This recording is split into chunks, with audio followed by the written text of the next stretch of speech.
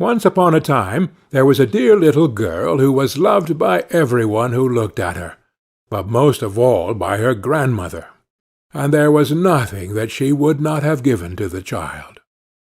Once she gave her a little cap of red velvet, which suited her so well that she would never wear anything else, so she was always called Little Red Riding Hood. One day her mother said to her, "Come, Little Red Riding Hood, here is a piece of cake and a bottle of wine. Take them to your grandmother. She is ill and weak, and they will do her good. Set out before it gets hot, and when you are going, walk nicely and quietly, and do not run off the path, or you may fall and break the bottle, and then your grandmother will get nothing. And when you go into her room, don't forget to say, 'Good morning,' and don't peep into every corner before you do it." "I will take great care," said Little Red Riding Hood to her mother, and gave her hand on it. The grandmother lived out in the wood, half a league from the village, and just as Little Red Riding Hood entered the wood, a wolf met her.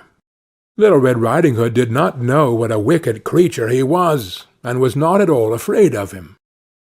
"Good day, Little Red Riding Hood," said he. "Thank you kindly, Wolf. Whither away so early, Little Red Riding Hood?" "To my grandmother's." "What have you got in your apron?" "A cake and wine. Yesterday was baking day, so poor sick grandmother is to have something good to make her stronger." "Where does your grandmother live, Little Red Riding Hood?" "A good quarter of a league farther on in the wood. Her house stands under 3 large oak trees. The nut trees are just below.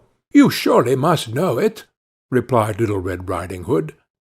The wolf thought to himself, "What a tender young creature! What a nice plump mouthful! She will be better to eat than the old woman.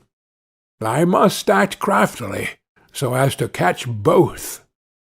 So he walked for a short time by the side of Little Red Riding Hood, and then he said, "See, Little Red Riding Hood, how pretty the flowers are about here. Why do you not look around? I believe, too, that you do not hear how sweetly the little birds are singing. You walk gravely along as if you were going to school, while everything else out here in the world is merry."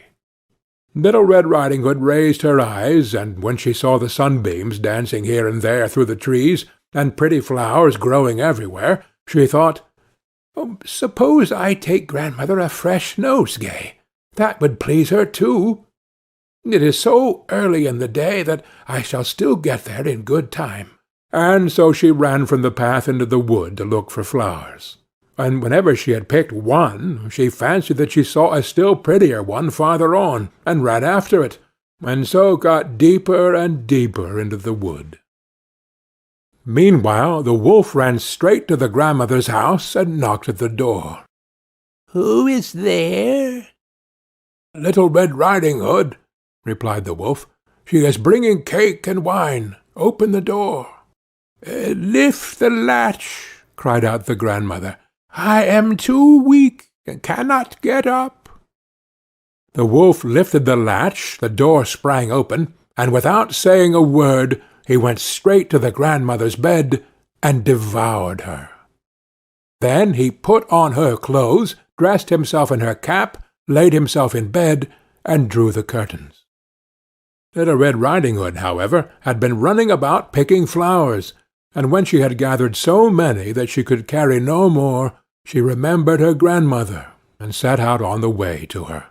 She was surprised to find the cottage door standing open, and when she went into the room she had such a strange feeling that she said to herself, "Oh dear, how uneasy I feel to-day, and at other times I like being with grandmother so much."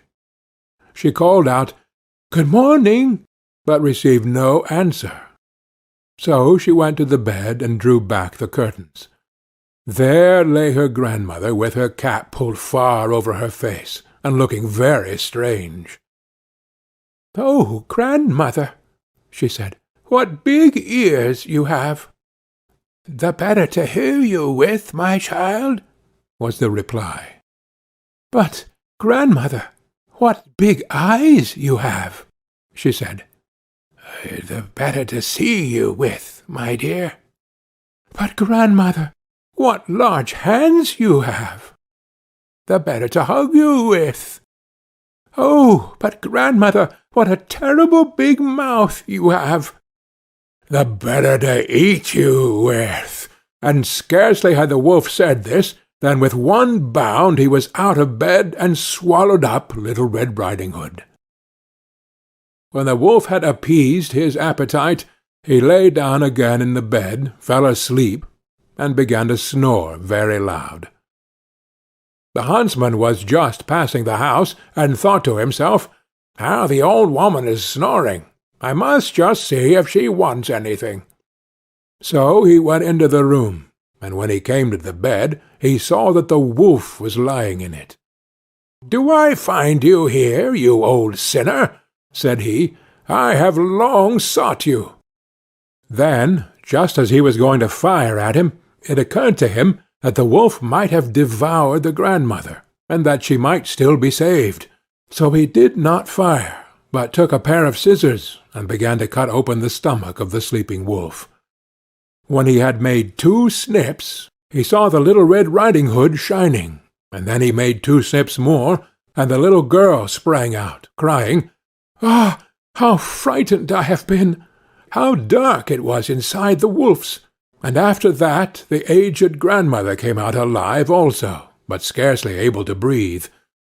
Little Red Riding Hood, however, quickly fetched great stones with which to fill the wolf's belly, and when he awoke he wanted to run away, but the stones were so heavy that he collapsed at once and fell dead. Then all 3 were delighted. The huntsman drew off the wolf's skin and went home with it. The grandmother ate the cake and drank the wine which Little Red Riding Hood had brought, and revived. But Little Red Riding Hood thought to herself, "As long as I live, I will never by myself leave the path to run into the wood when my mother has forbidden me to do so." It was also related that once, when Little Red Riding Hood was again taking cakes to the old grandmother, another wolf spoke to her, and tried to entice her from the path. Little Red Riding Hood, however, was on her guard, and went straight forward on her way, and told her grandmother that she had met the wolf, and that he had said good morning to her, but with such a wicked look in his eyes, that if they had not been on the public road, she was certain he would have eaten her up. "Well," said the grandmother, "we will shut the door, that he may not come in." Soon afterwards the wolf knocked, and cried, "Open the door, grandmother. I am Little Red Riding Hood, and am bringing you some cakes." But they did not speak, or open the door. So the greybeard stole twice or thrice around the house, and at last jumped on the roof, intending to wait until Little Riding Hood went home in the evening, and then to steal after her and devour her in the darkness. But the grandmother saw what was in his thoughts.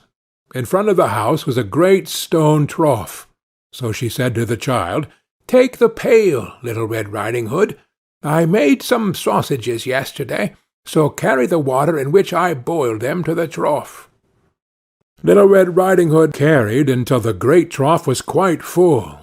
Then the smell of the sausages reached the wolf, and he sniffed and peeped down, and at last stretched out his neck so far that he could no longer keep his footing, and began to slip, and slipped down from the roof straight into the great trough, and was drowned.